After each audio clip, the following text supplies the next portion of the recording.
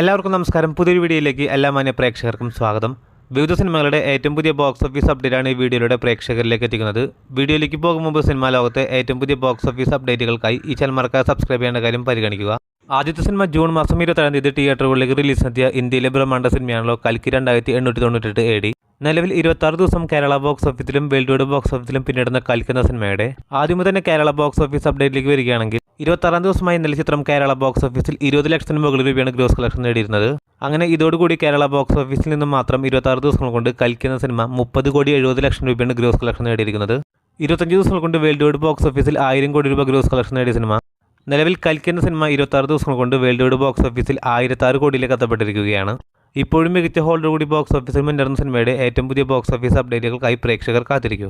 അടുത്ത സിനിമ കഴിഞ്ഞ വെള്ളിയാഴ്ച തിയേറ്ററുകളിലേക്ക് റിലീസെത്തിയ മലയാളത്തിലെ ഏറ്റവും പുതിയ സിനിമയാണല്ലോ ഇടിയൻ ചന്തു. തിയേറ്ററുകളിൽ നിന്നും ബിലോ ആവറേജ് അഭിപ്രായങ്ങൾ നേടിയ സിനിമ നിലവിൽ 4 ദിവസം കേരള ബോക്സ് ഓഫീസിലും വേൾഡ് വൈഡ് ബോക്സ് ഓഫീസിലും പിന്നിട്ടിരിക്കുകയാണ്.